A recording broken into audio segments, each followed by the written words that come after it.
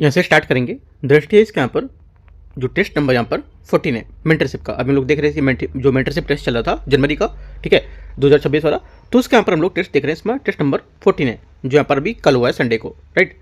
तो यहाँ पर देखो 13 तक हम लोगों ने देखा था, 12, 13 और यहाँ पर 14 नंबर देख रहा हूँ यहाँ पे, ठीक है। उससे पहले का भी मुझे मिलेगा, मैंने बताया भी था अगर मिलता है मुझे तो मैं आपको टेलीग्राम पे पूरे पेपर आपको प्रोवाइड कर दूंगा वो, ठीक है। जैसे कि मिलते हैं मेरे को 1 से 11 तक कंटिन्यू, तो मैं कराऊंगा आपको प्रोवाइड वो। बाकी इससे पहले की जो मेंटरशिप थी जो 2025 वाली, जो मतलब थी 26 की ही, लेकिन 2025 में स्टार्ट हुई थी, उसके मैंने 13 पेपर करा चुका हूँ, है ना। वो भी आप जाके देख सकते हो, राइट। तो वो पेपर, ये पेपर अलग है दोनों, याद रखना कि वो यहाँ पर जो 2025 में स्टार्ट हुई थी मेंटरशिप वो है, और ये है। और एक यहाँ पर मेंटरशिप और भी स्टार्ट होने वाली, वो भी यहाँ पर आएगा, तो उसको भी आपको यहाँ से कराऊंगा मैं, ठीक है। तो ऐसे करके सब अलग अलग पेपर है, राइट। तो एक बात यहाँ पर ये क्लियरिटी होनी चाहिए कि हाँ कौन सा पेपर मैं सॉल्व कर रहा हूँ, ठीक है। आते हैं यहाँ पर टॉपिक, जो सब्जेक्ट यहाँ पर ज्योग्राफी का 65 क्वेश्चन यहाँ पर होगा, और करंट अफेयर्स का 35 क्वेश्चन, मतलब पूरा यहाँ पर ज्योग्राफी पर बेस पेपर होगा। आते हैं, देखते हैं यहाँ से क्वेश्चन नंबर 1 से देखेंगे, और यहाँ पर उसके बाद हम लोग आज दोपहर में भी देखेंगे कौन सा जो विजन है इसका टेस्ट नंबर यहाँ पर 23 है उसका पार्ट 2, ठीक है। और कोशिश करेंगे कि अपना जो फुल लेंथ पेपर है यूकेटी का उसका पार्ट 2 भी लेके आऊँ, ठीक है। आते हैं यहाँ से देखते हैं। पहला क्वेश्चन है यहाँ से, इसमें बोला है सौरमंडल की उत्पत्ति की व्याख्या करने वाली नेबुलर परिकल्पना के संबंध में निम्नलिखित कथन पर विचार करना है। देखते हैं इसको। पहली बात है, पहले बोल रहे जिस निहारिका से सौरमंडल का निर्माण हुआ है वह मुख्यतः हाइड्रोजन और हीलियम के साथ साथ यहाँ पर धूल के कणों से मिलकर बनी थी। पहली बात क्या होगी, पहली बात यहाँ से करेक्ट है, ठीक है, सही है। दूसरा, गुरुत्वाकर्षण के प्रभाव से निहारिका के संकुचन के कारण उसकी जो घूर्णन है वो गति तीव्र हो गई है और वह चपटी होकर बिंबाकार आकृति में परिवर्तित हो गई है। सेकेंड बात क्या होगी, सेकेंड बात यहाँ से ये भी करेक्ट है, ठीक है।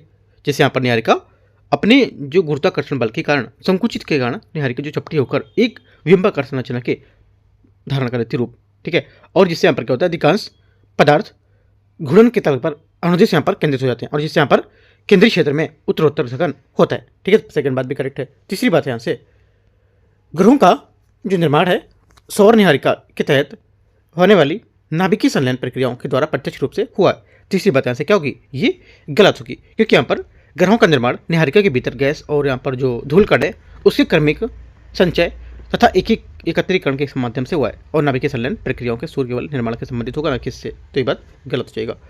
ओनली 1 2 करेक्ट है, आंसर यहाँ से ए सही आंसर होगा। क्वेश्चन नंबर 2 देखते हैं। क्वेश्चन नंबर 2 है, क्वेश्चन नंबर 2, पृथ्वी के वायुमंडल और जलमंडल के विकास के संबंध में विचार करना है। पहली बात है, पृथ्वी का प्रारंभिक वायुमंडल मुख्यतः हाइड्रोजन और हीलियम से बना था जो सौर पवनों की क्रिया के कारण पृथ्वी से दूर होता गया है।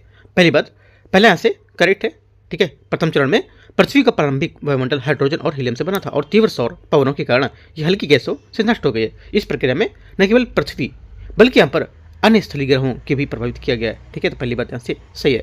सेकेंड, वर्तमान वायुमंडल का विकास पृथ्वी के आंतरिक भाग से गैसों के उत्पन्न के माध्यम से हुआ है जिससे जलवाष्प, कार्बन डाइऑक्साइड, नाइट्रोजन, मीथेन और अमोनिया जैसी गैसें मुक्त हुई हैं, करेक्ट है। तीसरी बात है, तीसरा बोला है प्रकाश संश्लेषण से उत्पन्न ऑक्सीजन द्वारा महासागरों के संतप्त हो जाने से वायुमंडल में मुक्त ऑक्सीजन की वृद्धि हुई है। तीसरी बात यहाँ से क्या होगी, करेक्ट हो जाएगी। तीनों बातें सही है, आंसर क्या होगा, दूसरे का आंसर सभी करेक्ट हैं, ठीक। क्वेश्चन नंबर तीसरा है, भूकंप के दौरान उत्पन्न भूकंपी तरंगे के संबंध में विचार करना है। पी तरंगे गैसीय द्रव तथा ठोस जो होते हैं उसके पदार्थों में संचित होती है, ठीक है, तथा इनकी कंपन की दिशा में तरंग प्रसार की दिशा लंबवत होती है। पहली बात क्या होगी, तीसरी का पहला स्टेटमेंट यहाँ से गलत है, क्योंकि यहाँ पर पी तरंगे जो होती है सबसे तीव्र भूकंपी तरंगे होती हैं, राइट, और पृथ्वी की सतह पर सबसे पहले पहुंचती है। ये ध्वनि तरंगों के समान नहीं होती और गैसीय द्रव तथा ठोस तीनों माध्यम में विचलित या संचालित हो सकती है, किंतु यहाँ पर इनके कंपन की दिशा तरंग के प्रसार की दिशा के समानांतर होती है जिससे यहाँ पर माध्यम में संपीड़ित और विरलन होता है वो उत्पन्न होता है, न कि यहाँ पर इसके लंबवत। तो गलत होगा। सेकेंड बात है, ऐसी तरंगे केवल ठोस पदार्थों में संचालित होती है तथा इनके कंपन की दिशा तरंग प्रसार की दिशा के समानांतर होती है। ये बात गलत है, समानांतर मैंने ऊपर बताया आपको, तो ये क्या होगी, ऊर्ध्वाधर तल में लंबवत होगी, ठीक है। दोनों बातें यहाँ से गलत है इसकी। आगे देखते हैं तीसरा यहाँ पर नहीं दिया है, दोनों गलत है, तो पूछा क्या कौन सा सही है, तो कोई सही नहीं है, ठीक। क्वेश्चन नंबर 4, निम्नलिखित पर विचार करना है। एक एक पॉइंट आपको लिखते जाना है, की पॉइंट, ठीक है, नोट करते जाना है। A4 पेपर आप पास में रख लो।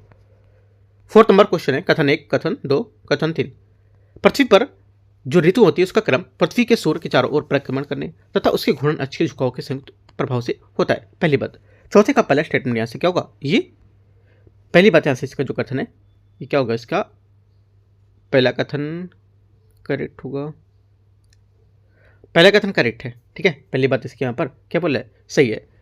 दूसरी बात है पृथ्वी का वार्षिक जो परिक्रमण होता है गति के दौरान उसका घूर्णन अक्ष जो होता है वो कक्षीय तल में सापेक्ष लगभग 23.5 के कोण के साथ झुका रहता है और आंतरिक में उसी दिशा में उन्मुख रहता है, ये भी बात यहाँ से करेक्ट है। तीसरा है पृथ्वी के अक्ष में स्थिर झुकाव और स्थिर उन्मुखता के कारण वर्ष के विभिन्न समयों में पृथ्वी के विभिन्न जो गोलार्ध थे उसमें सूर्य की विकास की जो भिन्न भिन्न कोणीय तीव्रता है उसकी अवधि प्राप्त होती है। तीसरी बात क्या होगी, तीसरी बात यहाँ से ये भी करेक्ट है, तो तीनों बातें यहाँ से करेक्ट है और इसकी व्याख्या भी सभी कर रहे हैं, ठीक है। ये यहाँ से इसका आंसर है।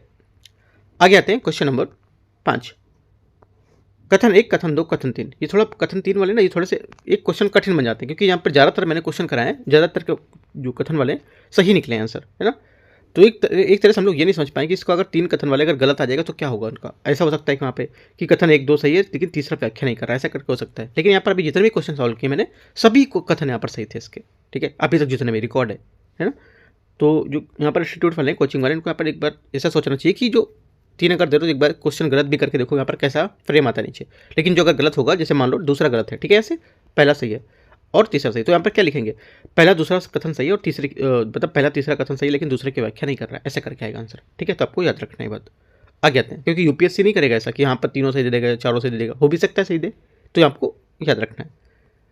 कथन 1 यहाँ पर क्या बोला, पृथ्वी की आंतरिक संरचना परतों में विभाजित होती है जिसमें क्रस्ट, मेंटल और कोर शामिल होता है। पांचवें का पहली बात यहाँ से क्या होगी, ये देखो यहाँ पर जो पहली बात है इसकी ये आपकी हो जाएगी यहाँ से करेक्ट है। पहली बात पांचवें की इसकी करेक्ट होगी, देख लेता हूँ। पांचवें का पहली बात करेक्ट है, ठीक है, सही बात है पांचवा, ठीक है। पांचवें का पहला स्टेटमेंट यहाँ से सही है। दूसरी बात यहाँ से क्योंकि बोला है पृथ्वी की आंतरिक संरचना परतों में विभाजित जिसमें क्रस्ट और मेंटल कोर शामिल होते हैं, सही बात है। सेकंड बात है क्रस्ट पृथ्वी की सबसे बाहरी ठोस परत है और यह महाद्वीपों की अपेक्षा महासागरों के नीचे अधिक मोटी होती है। सेकंड बात यहाँ से गलत हो क्योंकि यहाँ पर क्रस्ट जो है पृथ्वी की सबसे बाहरी ठोस परत होती है। क्या होती है, सबसे बाहरी ठोस परत है और समानता भंगुर प्रकृति की होती है। कैसी होती है, भंगुर प्रकृति की होती है और इसकी मोटाई महासागरीय महाद्वीपों के क्षेत्र में अलग अलग होती है, ठीक है, अलग अलग होती है। और जहाँ महासागरीय क्रस्ट महाद्वीपीय क्रस्ट की तुलना में अधिक पतला होता है तो ये बात अधिक मोटी नहीं होगी, गलत हो जाएगी। मेंटल क्रस्ट ऊपरी भाग से लेकर लगभग 2900 किलोमीटर की गहराई तक विस्तृत है और इसमें एथेनोस्फीयर नामक एक दुर्लभ क्षेत्र शामिल होता है। तीसरी बात यहाँ से करेक्ट है क्योंकि यहाँ पर तीसरी बात भी गलत है, तीसरी बात सही नहीं है क्योंकि यहाँ पर जो मेंटल है ये लगभग 2900 किलोमीटर की गहराई तक विस्तृत है और इसमें एथेनोस्फीयर भी शामिल होता है, ठीक है, जो यांत्रिक रूप से दुर्बल क्षेत्र होता है। किंतु यहाँ पर मेंटल क्रस्ट के शीर्ष भाग से नहीं बल्कि यहाँ पर क्रस्ट मेंटल सीमा से मोह जो अंशता होती है उसके नीचे प्रारंभ होता है, तो ये बात गलत हो जाएगी। दोनों बातें गलत है, सिर्फ एक बात यहाँ से करेक्ट है। तो इसका आंसर क्या होगा, देखो इसका आंसर हो जाएगा पांचवें का पहला तो करेक्ट है और 2, 3 गलत है, तो इसका आंसर हो जाएगा यहाँ से डी स्टेटमेंट करेक्ट है, ना तो 2 सही है और ना ही 1 सही है ना, ये पहला यहाँ पे करेक्ट होगा, ऐसे करके दे सकते हैं, ठीक है। तो याद रखना, देखो यहाँ पर गलत की बात की, ये गलत क्वेश्चन आ गया वाला, है ना। अभी तक एक भी गलत हम लोगों ने नहीं किया था क्वेश्चन, मतलब जो गलत यहाँ पर जो दिया था कि इसमें से कौन सा सही है तो सभी सही निकलते थे, गलत नहीं निकलता था। ये आज क्वेश्चन जो गलत निकला हुआ है, जो भाई बात की मैंने गलत की। तो आते हैं फिलहाल ऐसे करके आपको याद रखना है, अगर गलत देता है तो कहाँ से होगा तो अपने हिसाब से समझना है उसको, जरूरी नहीं कि सब सही देगा, ठीक है, मैं आपको बता रहा हूँ फिर से बात। आगे आते हैं क्वेश्चन नंबर 6, ज्वालामुखी के बारे में निम्नलिखित में से कथनों पर विचार करना है। मिश्र ज्वालामुखी की विशेषता है कि इनमें बेसाल्ट की तुलना में अधिक ठंडा और अधिक से जो श्यान लावा निकलता है। पहली बात छठे का से करेक्ट होगा। सेकेंड बात है कोल्डेरा समानता इतने विस्फोटक होते हैं कि जब इनमें उद्गार होता है तो ऊंची ज्वालामुखी संरचनाएं बनाते हैं इनके बजाय, और उसके बनाने के बजाय स्वयं ही ध्वस्त हो जाते हैं। सेकेंड बात भी यहाँ से क्या हो जाएगी, इसकी करेक्ट है। दोनों बातें यहाँ से इसकी सही है, ठीक है, आंसर हो जाएगा 1, 2, दोनों बातें करेक्ट है। क्वेश्चन नंबर 7 है निम्नलिखित में से कौन अपक्षय क्रिया की विशेषताओं को प्रभाव को संबंधित होगा उससे। पहली बात है अपक्षय में मौसम और जलवायु परिस्थितियों से प्रभाव से यहाँ पर चट्टानों का विघटन और अपघटन शामिल होता है। पहली बात 7वें का पहला स्टेटमेंट यहाँ से कथन करेक्ट है, सेकेंड बात है रासायनिक अपक्षय विलयन, कार्बोनेशन, जलयोजन, ऑक्सीकरण और अपक्षय जैसी प्रक्रियाओं के माध्यम से होता है, जिससे चट्टानों में रासायनिक परिवर्तन होता है। सेकेंड बात यहाँ से भी करेक्ट है। तीसरा, अपक्षय चट्टानें टुकड़ों के लंबी दूरी तक संचलन और जो निक्षेपण होता है उसके लिए उत्तरदायी होता है। तीसरी बात यहाँ से गलत होगी, क्योंकि यहाँ पर अपक्षय पदार्थ को परिवहन और निक्षेपण मुख्यतः अपर्दनकारी कारकों के भूस्खलन द्वारा होता है, ना कि यहाँ पर स्वयं के अपक्षय द्वारा। और अपक्षय केवल चट्टानी पदार्थों को ढीला करके तोड़कर अपरदन के योग्य बनाता है, तो ये बात गलत होगी। 1 2 करेक्ट है, आंसर यहाँ से ए 7वें का करेक्ट आंसर हो जाएगा। क्वेश्चन नंबर 8 है नदी विसर्प के संबंध में निम्नलिखित कथनों पर विचार करना है। पहला, बाढ़ के मैदानों और डेल्टा मैदानों पर विसर्प के रूप में लूप नुमा चैनल पैटर्न विकसित होते हैं। पहली बात, 8वीं का पहला स्टेटमेंट यहाँ से पहला कथन करेक्ट है। सेकंड, जब विसर्प गहरी वक्रों के रूप में लेते हैं या रूप ले लेते हैं उसका, तो इनका मोड़ बिंदुओं पर अपरदन के कारण टकराव या कटाव हो सकता है, जिससे वहाँ गोखुर जीरे बन जाती हैं। सेकंड बात करेक्ट है और पहला भी करेक्ट होगा, दोनों बातें यहाँ से करेक्ट है। आंसर सी यहाँ से 8वें का सही आंसर है। क्वेश्चन नंबर 9 में आते हैं। क्वेश्चन 9 है हिमानी निक्षेपण के संबंध में स्थल रूपों के संबंध में विचार करना है। हिमानी स्थल रूप और यहाँ पर इसकी क्या विशेषताएं हो सकती हैं। पहली बात है, पहला है ड्रमलिन। ड्रमलिन क्या होता है, ये मैं पहले आपको एक बार करा चुका हूँ पहले टेस्ट में, ठीक है। ड्रमलिन होता है जी चिकनी अंडाकार या लंबी आकृति की पहाड़ियाँ होती हैं, जिनकी संरचना या जिनकी रचना मुख्य रूप से हिमानी टिल जो ग्लेशियल टिल होती है उससे हुई है, राइट। और इनकी लंबी धुरी हिमनद के प्रवाह की दिशा में समानांतर होती है। और ड्रमलिन का पठार जो ड्रमलिन का यहाँ पर स्ट्रॉस एंड जहाँ से हिमनद आगे बढ़ता है वो अधिक ढाल वाला होता है, जबकि यहाँ पर दूसरा सिरा यानी लीड जो होता है ये कम ढाल वाला होता है। तो यहाँ से क्या होगा, पहली बात यहाँ से इसकी सही बता रहे हैं। दूसरा, एस्कर क्या होता है, देखो एस्कर जो यहाँ पर है ये बात सही समझ लिख रहा है यहाँ पर, क्योंकि आप एस्कर जो होता है उप हिमानी पिघले या जल की धाराओं से बने लंबे टेढ़े मेढ़े एक रिज होते हैं, ये बात करेक्ट है। तीसरा है हिमोड मोरेन। हिमोड मोरेन क्या होता है, हिमोड जो मोरेन है ये हिमानी टेल के संरचन से बने निक्षेपण स्थल रूप होते हैं, जिसमें यहाँ पर असंवर्गीकृत अवसाद मृदा रेत बजरी तथा बड़े बड़े शिलाखंड शामिल होते हैं। ये समानता लंबी रिज के रूप में पाए जाते हैं, ठीक है। तीसरा यहाँ से करेक्ट होगा। आंसर क्या होगा, आंसर यहाँ से सभी करेक्ट है, 9 का आंसर सी। क्वेश्चन नंबर 10 निम्नलिखित पर विचार करना है। कथन 1 और कथन 2 यहाँ पर दे रहा है, देखते हैं इसको। पहली बात है इसमें बोला है क्षोभ मंडल वायुमंडल की वह सबसे महत्वपूर्ण परत है जहां जैविक गतिविधियां होती हैं। पहली बात 10वें का पहला स्टेटमेंट यहाँ से क्या होगा, ये करेक्ट है। दूसरी बात है क्षोभ मंडल में धूल कण और जलवाष्प पाए जाते हैं तथा मौसम और जलवायु से संबंधित सभी परिवर्तन इसी परत में होते हैं। सेकेंड बात भी यहाँ से करेक्ट होगी। तीसरी बात है, तीसरा यहाँ पर नहीं दे रखा है तो बोला कि कौन सा स्टेटमेंट इसमें सही होगा, तो दोनों बातें यहाँ पर सही बता रहे हो, कथन इसकी व्याख्या भी कर रहे हैं, ए यहाँ से सही आंसर होगा। क्वेश्चन नंबर 11 है निम्नलिखित कथनों पर विचार करना है। पृथ्वी का अपने अक्ष पर घूर्णन, सूर्य की किरणों का अनातिकोण, दिन का अवधि और वायुमंडल में पारदर्शिता, भूमि की बनावट स्थिति के संबंध में उसका विन्यास। बोला कि यहाँ पर पृथ्वी कितने कारक पृथ्वी की सतह पर प्राप्त होने वाले सौर विकिरण से भिन्नता उत्पन्न करते हैं। आंसर हो जाएगा 11वें का करेक्ट आंसर यहाँ से करेक्ट होगा। तो देखो एक यहाँ पर हो जाएगा पहला कि बोला है कि पृथ्वी के अपने अक्ष पर घूर्णन करना, ठीक है। पहली बात क्या होगी, पहली बात स्टेटमेंट यहाँ से इसका करेक्ट है, ठीक है। दूसरा, इनकी किरणों में अनातिकोण होना, ये भी बात यहाँ से क्या होगी, इसकी करेक्ट हो जाएगी, राइट। दिन की अवधि को लेकर संपर्क में कुल इनकी अवधि को प्रभावित करना, ठीक है। और वायुमंडल को लेकर पारदर्शिता निर्धारित करना, ठीक है। और प्रकीर्णन या भूमि की बनावट को लेकर के यहाँ पर इसमें ढाल जो दिशा है उसका सूर्यताप इंसुलेशन को प्रभावित करना, तो यहाँ पर सभी बात इसकी करेक्ट हो जाएगी 11वें की। आंसर क्या होगा, 11वें का डी सभी 5 इसका करेक्ट है। क्वेश्चन नंबर 12 है पृथ्वी बोले अपनी पृथ्वी पर आपतित संपूर्ण सौर विकिरण लघु तरंग विकिरण के रूप में प्राप्त होता है तथा संपूर्ण परावर्तित होकर ऊर्जा दीर्घ तरंग के रूप में उत्सर्जित होने लगता है। पहला बात क्या होगा, 12वें का पहला स्टेटमेंट यहाँ से ये करेक्ट है, ठीक है। दूसरी बात बोल रहे हैं कि आपतित और सौर विकिरण और परावर्तित पार्थिव विकिरण के बीच संतुलन से पृथ्वी का औसत तापमान बना रहता है। सेकेंड बात यहाँ से ये भी करेक्ट होगी। ठीक है, दोनों बातें यहाँ से एकदम करेक्ट, क्योंकि आपतित और उत्सर्जित जो विकिरण है इसके बीच यहाँ पर ये संतुलन ही वह मौलिक कारण होता है जिसकी वजह से पृथ्वी ना तो निरंतर गर्म होती है और ना ही ठंडी होती है, जिससे यहाँ पर वैश्विक तापमान अपेक्षाकृत स्थिर रहता है। तो दोनों बातें करेक्ट है। आंसर यहाँ से 12वें का सी करेक्ट है। क्वेश्चन नंबर 13, निम्नलिखित पर विचार करना है। कथन 1, तापमान व्युत्क्रमण का आशय उस स्थिति से जिसमें ऊंचाई बढ़ने के साथ साथ वायु में तापमान की कमी आने की बजाय वृद्धि होती है। ऐसा समानता स्वच्छ रातों और शांत वायुमंडलीय परिस्थितियों में देखा जाता है। पहली बात। 13 का पहला स्टेटमेंट यहाँ से क्या होगा, ये करेक्ट है। सेकेंड बात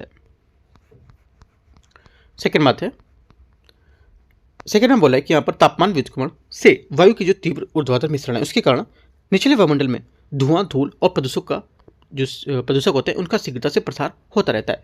ये क्या होगा, सेकेंड बात यहाँ से ये गलत है, क्योंकि यहाँ पर तापमान व्युत्क्रमण से वायुमंडल की जो निचली परत है उसमें स्थिर वायुमंडलीय स्थितियाँ उत्पन्न होती हैं, जिससे यहाँ पर ऊर्ध्वाधर वायु मिश्रण को बढ़ावा मिलने के बजाय उसमें कमी आती है, जिससे यहाँ पर उनके कारण धुआं, धूल कण, प्रदूषक व्युत्क्रमण को परत को नीचे बने रहने से प्रसारित होते हैं। ठीक है, तो आंसर क्या होगा, आंसर हो जाएगा आपका 1 और 2। 1 तो सही है, ठीक है, दूसरा वाला बात यहाँ से गलत हो जाएगी। ओनली 1 सही है, तो आंसर यहाँ से सी करेक्ट है। 1 सही है, दूसरा यहाँ से गलत है। क्वेश्चन नंबर आगे 14, 14 नंबर क्वेश्चन है, विश्व में समुद्र तल दाब के वितरण के संबंध में विचार करना है। विषुवत रेखा के निकट समानता समुद्र तल दाब जो होता है ये कम होता है और इस दाब पेटी को विषुवत रेखीय निम्न दाब पेटी कहा जाता है। पहली बात। 14 का पहला स्टेटमेंट यहाँ से करेक्ट है। सेकेंड, लगभग 30 डिग्री उत्तर और 30 डिग्री दक्षिण अक्षांशों के आसपास उच्च दाब पेटियां पाई जाती हैं जिन्हें उपोष्णकटिबंधीय उच्च दाब पेटी कहा जाता है। सेकेंड बात भी यहाँ से करेक्ट होगी। दोनों बातें यहाँ से करेक्ट है। आंसर 14 का सी सही है। 15 नंबर है, कथन 1, कथन 2, कथन 3। देखते हैं इसको। बहिरुष्ण कटिबंधीय चक्रवात मध्य और उच्च अक्षांशों के मौसम की परिस्थितियों में एकाएक परिवर्तन से संबंधित होता है। पहली बात। 15 का पहली बात यहाँ से जो स्टेटमेंट रहेगा क्या होगा, ये बात करेक्ट है।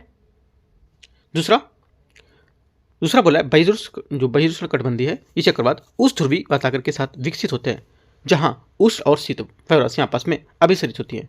सेकेंड बात क्या होगी, सेकेंड बात भी यहाँ से इसकी करेक्ट है।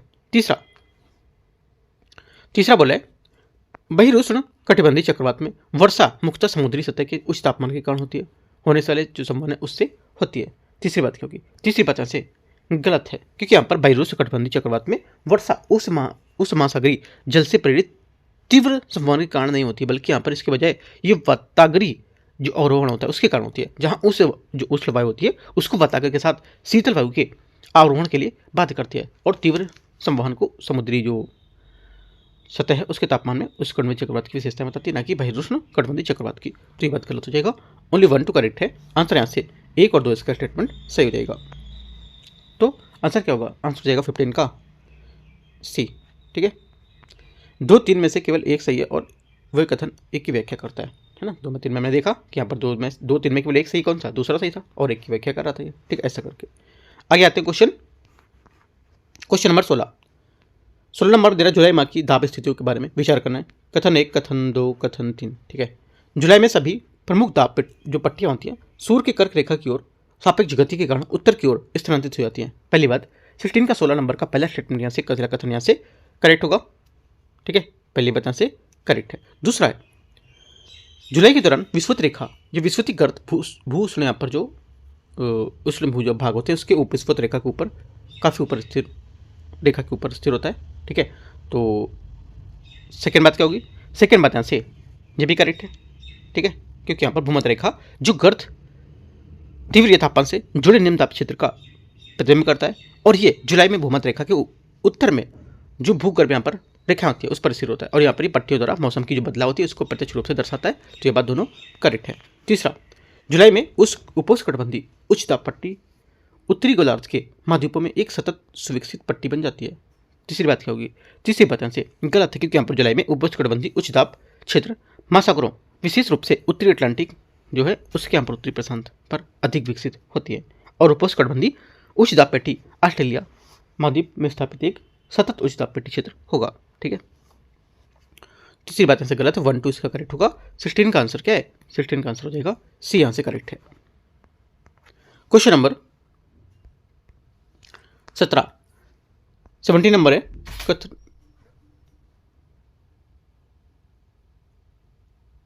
कथन 1, कथन 2। देखते हैं इसको। पहला है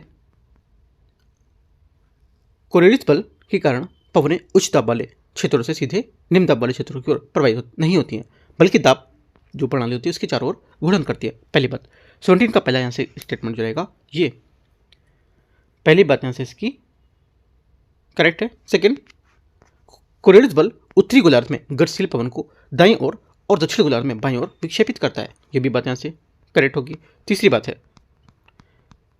है कोरियलिस बल जो होता है ये बल कोरियलिस बल से गतिमान वायु की जो केवल दिशा में परिवर्तन होता है और उसकी गति में कोई परिवर्तन नहीं होता है, क्योंकि यहाँ पर ये गति दिशा के लंबवत काम करती है, ये भी बात यहाँ से सही है। ठीक है, देखो तीनों बातें सही हैं, लेकिन क्या है जो तीसरी वाली बात है ये व्याख्यान बातें तीनों करेक्ट 1 2 3, लेकिन तीसरी वाली बात 1 और 2 को सेटिस्फाई नहीं कर रही है ना। तो यहाँ से क्या होगा आंसर हो जाएगा इसका क्वेश्चन नंबर 17 का करेक्ट आंसर बी यहाँ से सही होगा। ठीक है, आगे आते हैं क्वेश्चन नंबर 18। निम्नलिखित पर कथनों पर विचार करना है।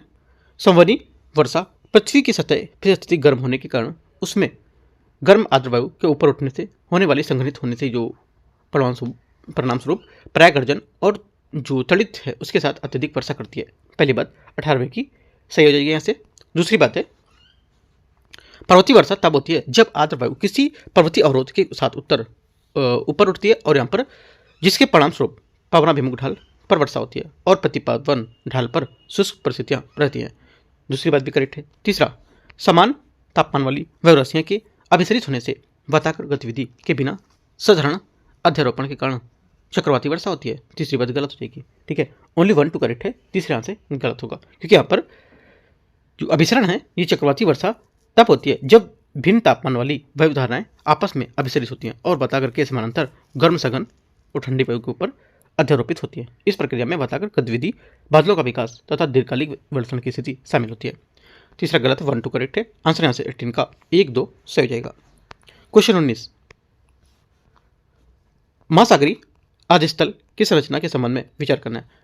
महाद्वीपीय सीमा महाद्वीपीय जो तट होते हैं उसके गहन समुद्री बेसिन के बीच संक्रमण क्षेत्र का प्रतिनिधित्व करता है और इसमें महाद्वीपीय मंगतट जो द्वीपीय ढाल होता है उसमें गहन महासागरीय घट शामिल होते हैं। पहली बात 19 का पहला स्टेटमेंट यहाँ से 19वें का करेक्ट हो जाएगा, सही बात है।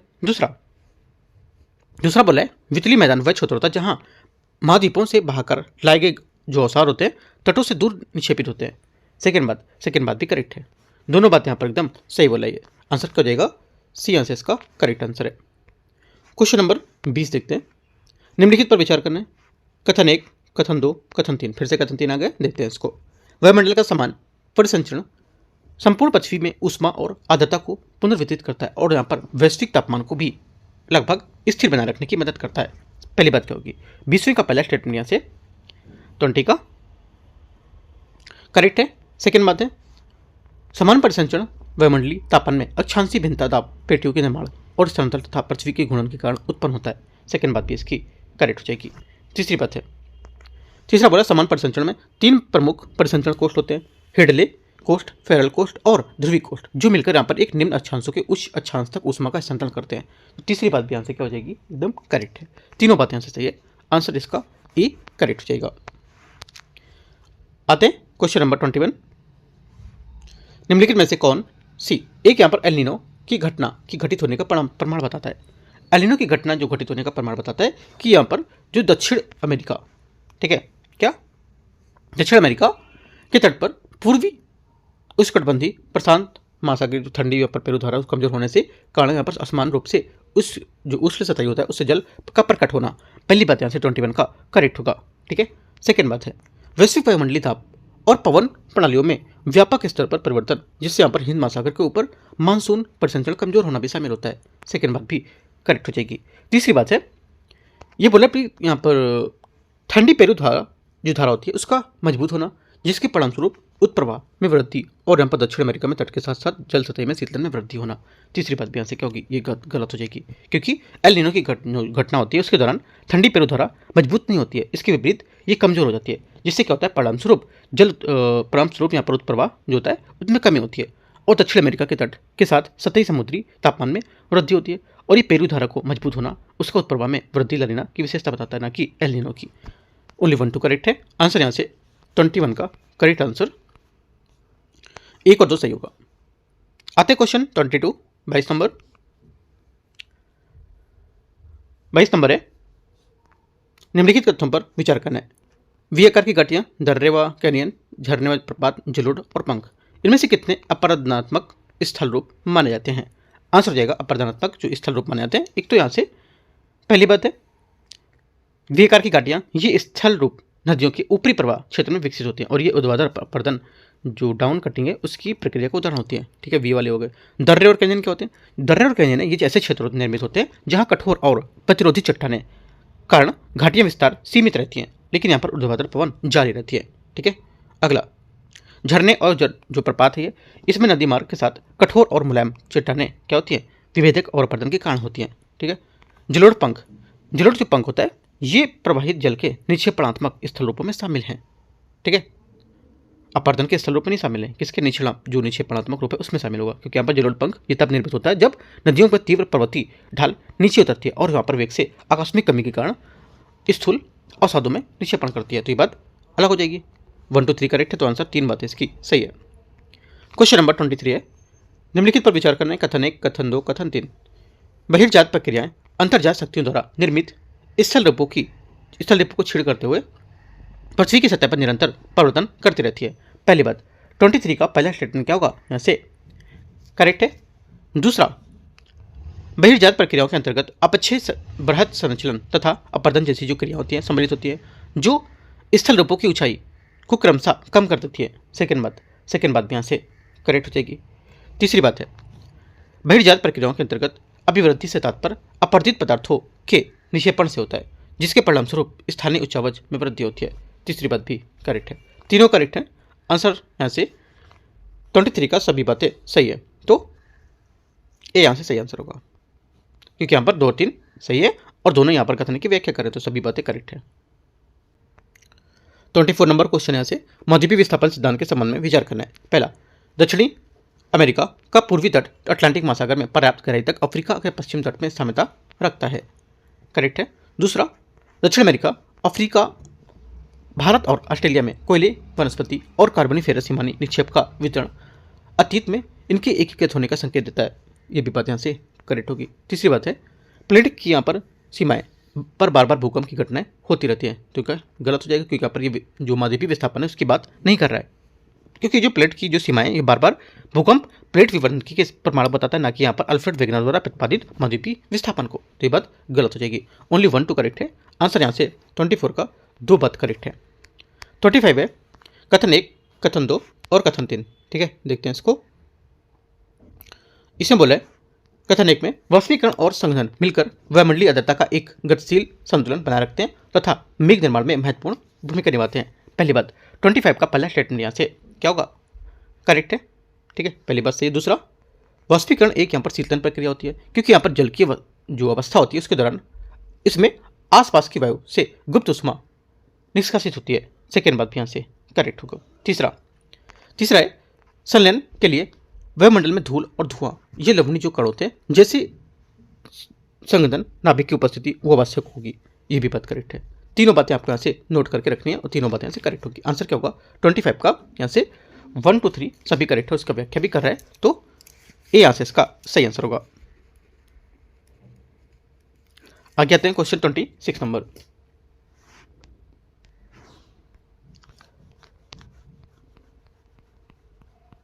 है अक्षांश और देशांतर के संबंध में विचार करना है। सभी अक्षांश रेखाएं विषुवत रेखा के समांतर होती हैं, जबकि यहाँ पर देशांतर रेखाएं ध्रुवों पर एक दूसरे से मिलती हैं। पहली बात 26 का से क्या होगा? करेक्ट है। दूसरा, अक्षांश रेखाएं पूर्ण वृत्त पर होती है, जबकि यहाँ पर देशांतर रेखाएं अर्धवृत्त में होती हैं जो ध्रुवों पर अभिसरित होती हैं।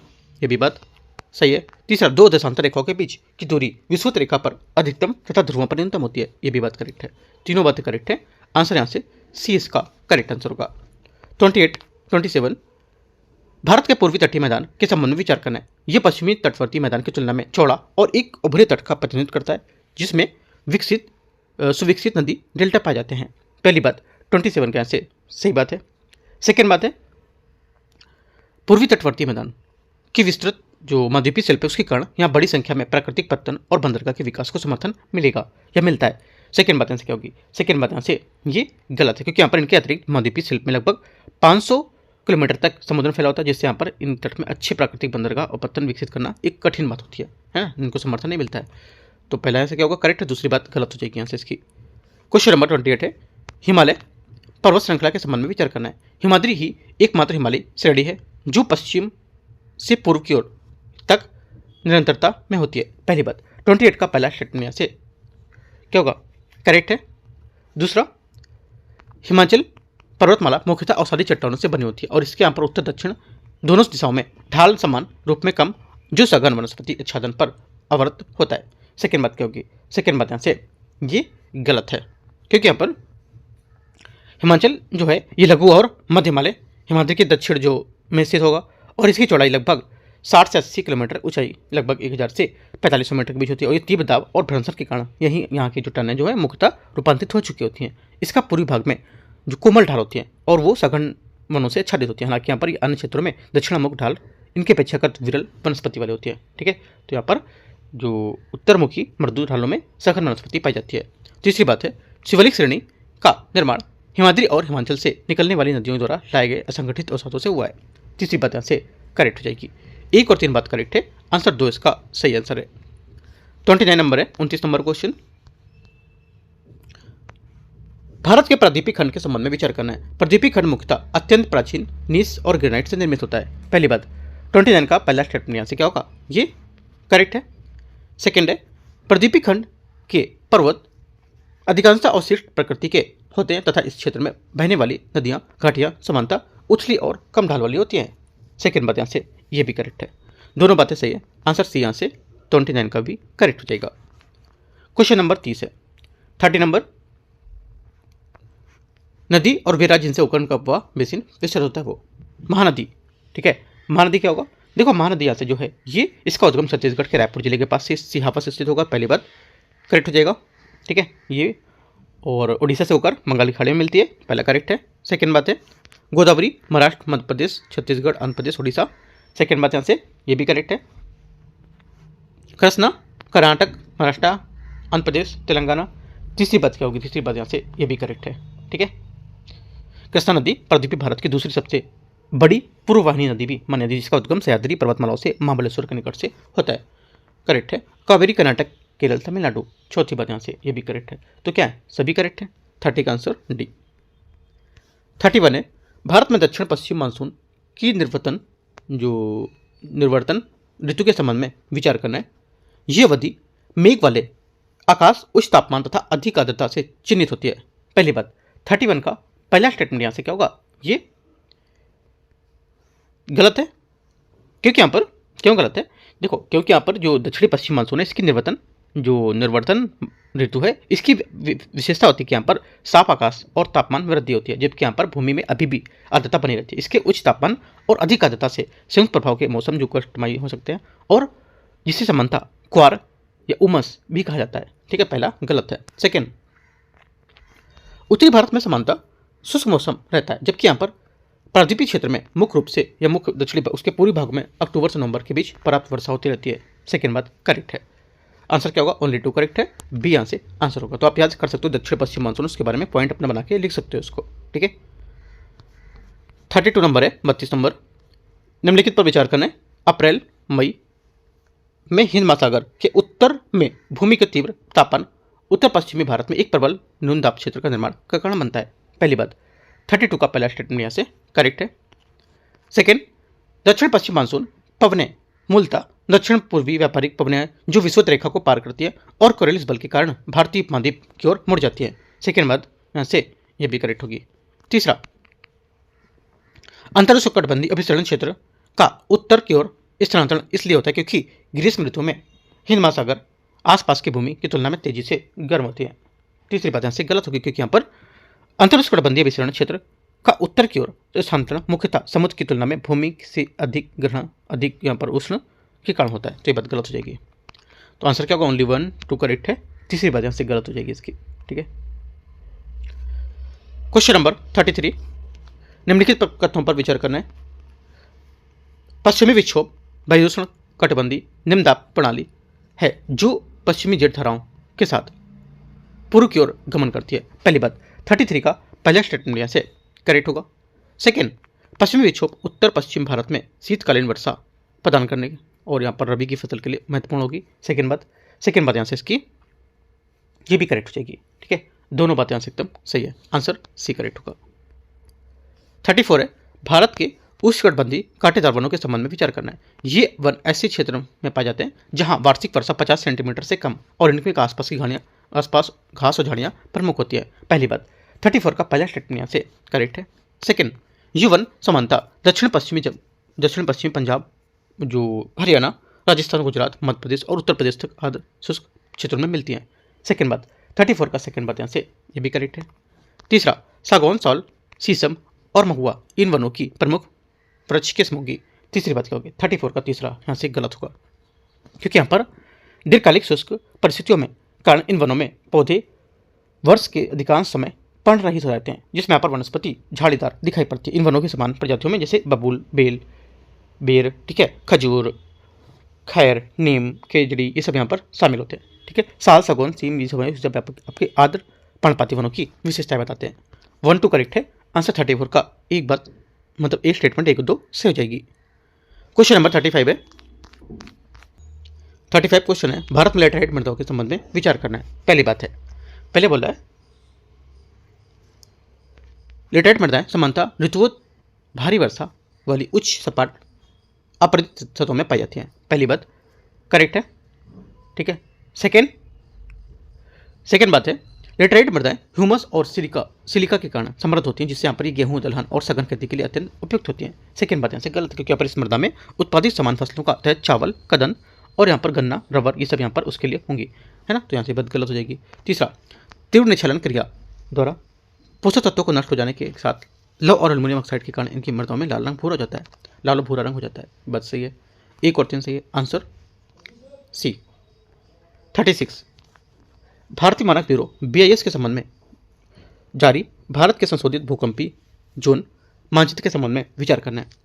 संशोधित मानचित्र में पहली बार संपूर्ण हिमालय आर्क को 9 प्रस्तावित सर्वोच्च भूकंपीय जोखिम क्षेत्र के रूप में 6 में रखा जाता है। पहली बात 36 का पहला स्टेटमेंट यहाँ से करेक्ट है। सेकेंड, संशोधित भूकंपीय जोनिंग प्रतिक्रियात्मक भूकंपीय जोखिम आकलन पर आधारित होती है, जिसमें यहाँ पर सक्रिय यहाँ पर भ्रंश, विवर्तनिक क्रियाएं, भूकंपन व्यवहार तथा अंतर्निहित जो शैल संरचना होती है वो सम्मिलित करती हैं। सेकेंड बात ये भी करेक्ट है। तीसरा, संशोधित मानचित्र के अनुसार भारत का आधे से अधिक कम भूभाग मध्यम से उच्च भूकंपीय जोखिम वाले क्षेत्र को तहत शामिल होता है।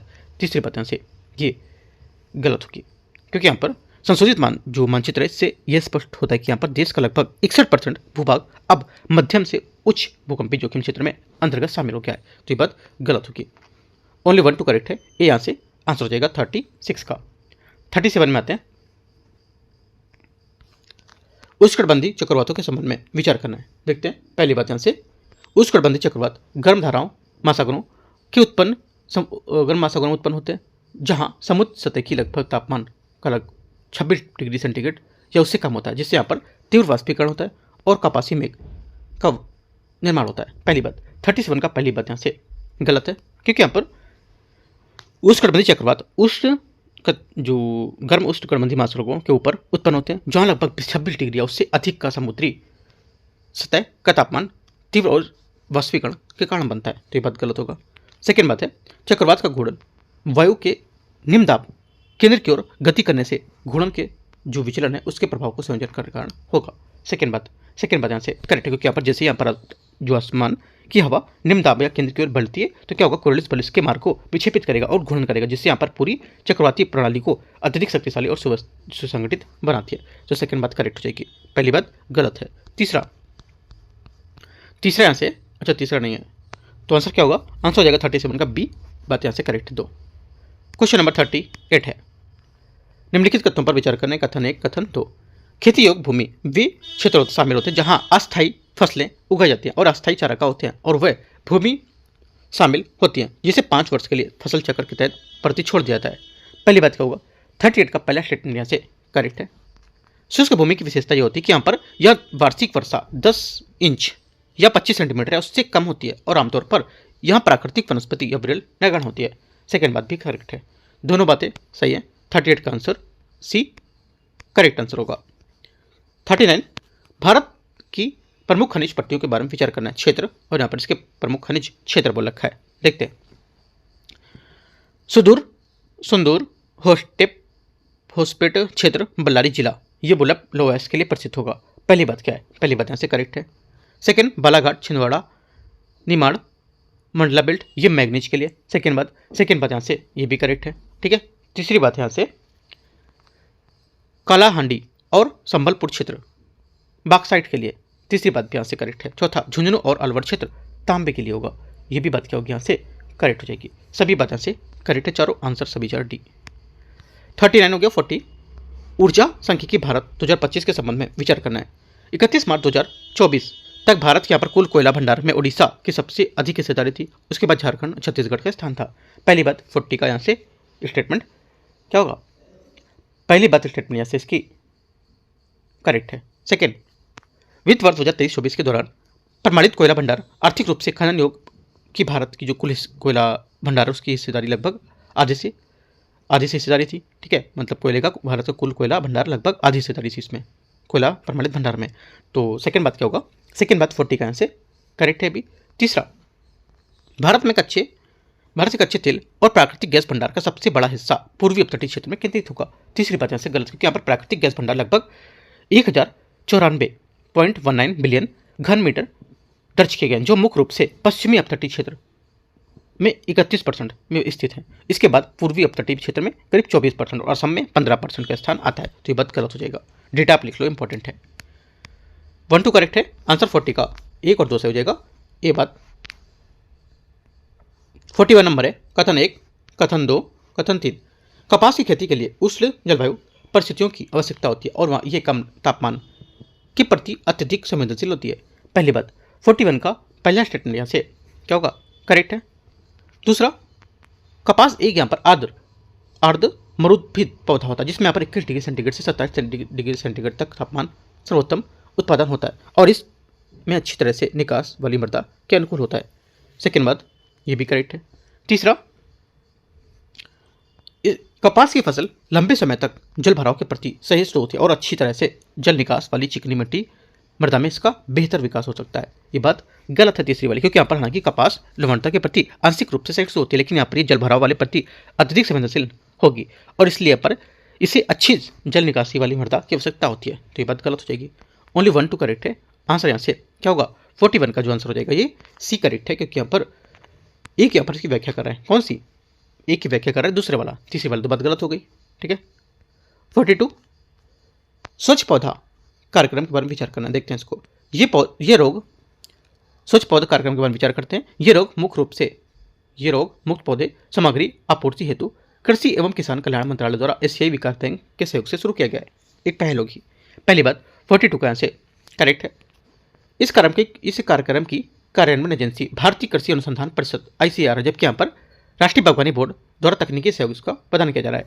सेकेंड बात यहाँ से क्या होगा, सेकेंड बात गलत है, क्यों, क्योंकि इस कार्यक्रम में राष्ट्रीय बागवानी बोर्ड NHB और कार्यान्वयन जो यहाँ पर और निष्पादन एजेंसी के रूप में भूमिका निभा रहा है, जबकि यहाँ पर भारतीय कृषि अनुसंधान परिषद ICAR द्वारा इसकी तकनीकी मार्गदर्शन अनुदान कर रहा है, शामिल होगा। तो ये बात गलत हो जाएगी, ठीक है।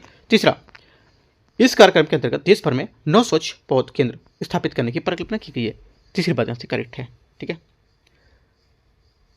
जिससे क्या होगा, जिससे यहाँ पर इसका उद्देश्य होगा कि विषाणु मुक्त उच्च गुणवत्ता वाली पौध सामग्री जो है उसको उपलब्ध कराना, और इसमें से 3 केंद्र जैसे महाराष्ट्र, ठीक है, महाराष्ट्र का पुणे में और नागपुर में और सोलापुर में, राइट। ये आंसर क्या होगा, 1 और 3 करेक्ट है, ठीक है। तो 42 का सी। 43 नंबर क्वेश्चन है, कॉफी उत्पादन के निर्यात के संबंध में विचार करना है। भारत के कुल कॉफी उत्पादन में कर्नाटक, केरल और तमिलनाडु की संयुक्त रूप से 95% से अधिक हिस्सेदारी रही है। पहली बात 43 का पहला स्टेटमेंट यहाँ से क्या होगा, ये गलत, पहला स्टेटमेंट यहाँ से करेक्ट है, सॉरी पहला करेक्ट होगा 43, पहला यहाँ से, हाँ ठीक है, पहला करेक्ट है, सही बात है, क्योंकि यहाँ पर भारत में पौधे की खेती मुख्यतः कर्नाटक, केरल और तमिलनाडु में केंद्रित होगी, जिसके यहाँ पर संयुक्त रूप से 96% प्रतिशत से अधिक यहाँ पर हिस्सेदारी मानी जाती है। सेकेंड बात है, भारत विश्व में कॉफ़ी के 7वां सबसे बड़ा उत्पादक है और इसकी वैश्विक हिस्सेदारी स्तर पर कॉफ़ी का उत्पादन लगभग 3.5% की हिस्सेदारी होगी। सेकेंड बात यहाँ से ये भी करेक्ट है। तीसरा, अरेबिका कॉफ़ी का उत्पादन मुख्यतः उष्ण और आर्द्र क्षेत्रों में होता है, जबकि रोबस्टा कॉफ़ी का उत्पादन शीत और उच्च पर्वतीय क्षेत्र में होता है। तीसरी बात यहाँ से ये गलत है, क्योंकि यहाँ पर अरेबिका कॉफ़ी उत्पादन मुख्य रूप से शीत और उच्च पर्वतीय क्षेत्र में होता है, जबकि रोबस्टा के लिए यहाँ पर अत्यधिक उष्ण और आर्द्र शुष्क चाहिए होता है। उसकी उल्टी बात बता रहा है, ठीक है। तीसरा, भारत विश्व में कॉफ़ी का 5वां सबसे बड़ा निर्यातक और इटली का इसका सबसे बड़ा निर्यातक गंतव्य होगा। चौथी बात क्या है? चौथी बात यहाँ से इसकी ये क्या होगी? करेक्ट है। आंसर 1, 2, 4 करेक्ट है। तीसरी वाली बात इसकी गलत हो जाएगी। 1, 2, 4 मतलब 1, 2, 4 ए बात सही है। 44 है, जनसांख्यिकी संक्रमण के संबंध में विचार करना है। चरण और विशेषता। पहला चरण हो जाएगा यहाँ से। ये बोला है उच्च जन्म दर और उच्च मृत्यु दर, इसके परिणामस्वरूप जनसंख्या वृद्धि नगण्य रहती है। पहली बात यहाँ से करेक्ट है 44 का, ठीक है।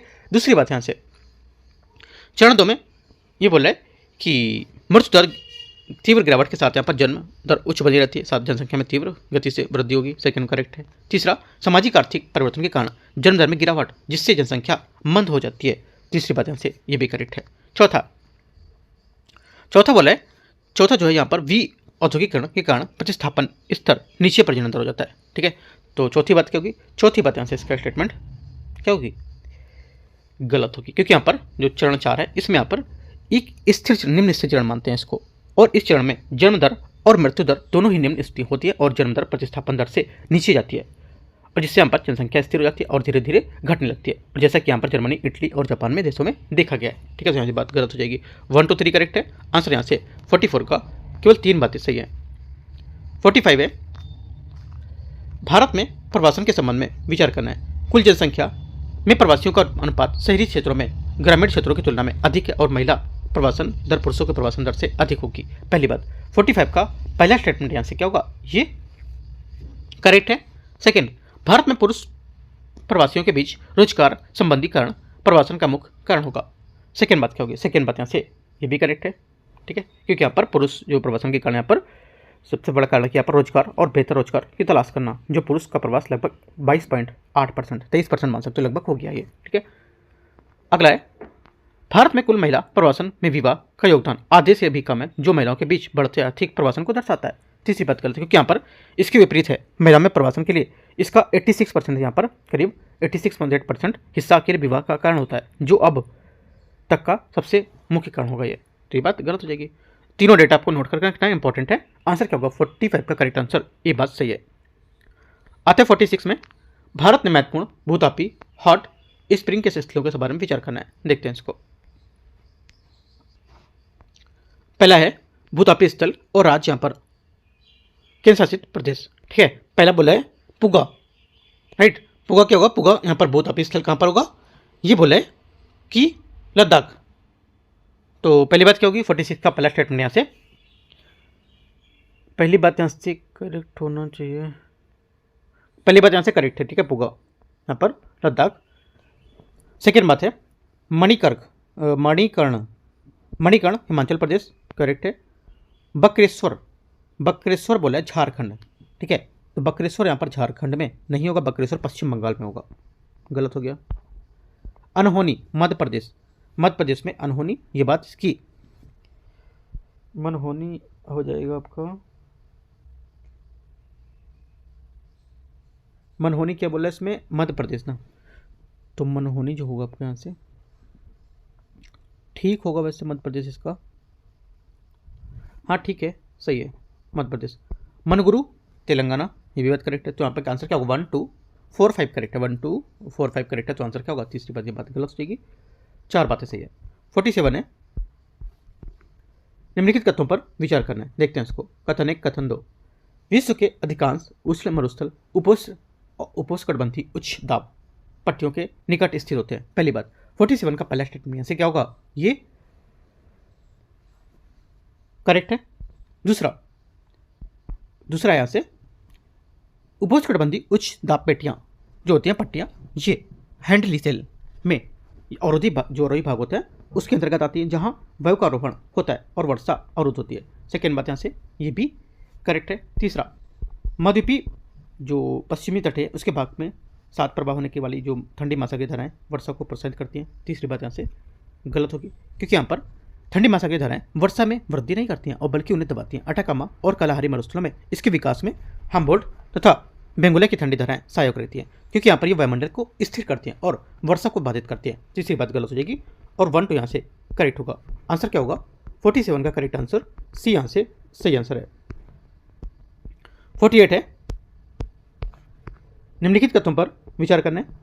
आर्कटिक टुंड्रा विश्व का सबसे उत्तरी बायोम है और वृक्षहीन है। पहली बात। 48 का पहला स्टेटमेंट क्या होगा? पहली बात यहाँ से 48 की ये करेक्ट है। दूसरा, आर्कटिक टुंड्रा की मृदा सतह के नीचे स्थायी रूप से जमी रहती है। सेकेंड बात भी यहाँ से करेक्ट होगा। तीसरा, आर्कटिक टुंड्रा में लॉन्ग ग्रोइज सीजन होती है। तीसरी बात यहाँ से गलत, क्योंकि यहाँ पर टुंड्रा में विकास के लिए अत्यंत संक्षिप्त मौसम, प्रबल शीतलन होता है और यहाँ पर सघन वनों का आधार नहीं प्रदान करता है। तो बात गलत हो जाएगी। ओनली 1 2 करेक्ट है, ये यहाँ से आंसर होगा। 49 है, उष्णकटिबंधीय सवाना वनस्पति के यहाँ पर विरल जो संरक्षण क्षेत्र है उसको बनाए रखने के लिए परिस्थिति कारक भूमिका निभाते हैं। निम्नलिखित में से कौन से कारण जो है सवाना क्षेत्रों में घने आवरण और विकास में रोकने के लिए महत्वपूर्ण भूमिका निभाएंगे? आंसर हो जाएगा 49 का। एक तो पहला, बार बार लगने वाली आग। दूसरा, मृदा के यहाँ पे जो कारण है ये गलत हो जाएगी बात, ठीक है, मृदा के जो गुण है ये गलत है। तीसरा, बड़े शाकाहारी जीवों में जरा चलाई गई गतिविधि, ये भी बात यहाँ से इसकी करेक्ट होगी। चौथा, अनियमित वर्षा, ये भी बात करेक्ट। तो यहाँ पर आंसर क्या होगा? आंसर हमको हो जाएगा 1 3 4, यहाँ से इसका सही आंसर है 49 का, ठीक है, सी। तो इस टाइप से हम लोग ने यहाँ पर 49 क्वेश्चन को डिस्कस किया, ठीक है। अब जो बचे क्वेश्चन 50 से लेकर 100 तक क्वेश्चन हम लोग क्या करेंगे? पार्ट 2 में कवर करेंगे। जो आज का पेपर है उसको हम लोग कल पार्ट 2 में कवर कर लेंगे। जो 50 क्वेश्चन बचे हुए हैं अभी, करीब 51 क्वेश्चन, ठीक है। और यहाँ से एक एक टॉपिक जो मैंने बताया की पॉइंट को नोट करते रहते हो, उन टॉपिक के की पॉइंट प्लस यहाँ पर जो डेटा दे रहे हैं ना, वो डेटा आपको नोट करके रखना है, इंपॉर्टेंट होंगे राइट एग्जाम के लिए, क्योंकि कहीं से भी क्वेश्चन यूपीएससी डेटा को घुमा देगा। जैसे मान लो क्वेश्चन पूछ रहा है कृषि के बारे में, तो डेटा कहीं दे देगा उठा के, और दूसरा करंट का पूछ रहा है, स्टैटिक का, करंट का नीचे डेटा दे देगा। तो ऐसे करके कहीं ना कहीं फिक्स कर देगा। तो आपको वो चीज़ें याद करते रहना टाइम से, राइट। और मैं कल से स्टार्ट करने वाला हूँ 10 फरवरी है। कल से डेली टारगेट यहाँ पर आपको मिलेगा, यूट्यूब पे भी मिलेगा और यहाँ पर टेलीग्राम पे भी मिलेगा। टेलीग्राम आप ज्वाइन कर लो, आज आपको पूरी जानकारी वहाँ पर दे दी जाएगी, ठीक है। क्या सब्जेक्ट वहाँ दे जाएंगे पहले, क्या चीज़ें आपको पढ़नी है, राइट। और उसको लेकर के, उसी टारगेट लेकर के मैं एमसीक्यूज भी आपको कराऊंगा, राइट। रोज शाम को 6 बजे या 6:30 बजे के आसपास, जैसा टाइम रहेगा आप यहाँ पर बता सकते हो अपना टाइम, ठीक है। तो वो पूरा पढ़ोगे, उसके बाद आपको मैं एमसीक्यूज भी सॉल्व करूँगा, राइट। तो एंड करते हैं, यहाँ से जुड़ सकते हो उसको, एकदम कोई चार्जेस आपको नहीं देना, फ्री है, right. All the best, thank you.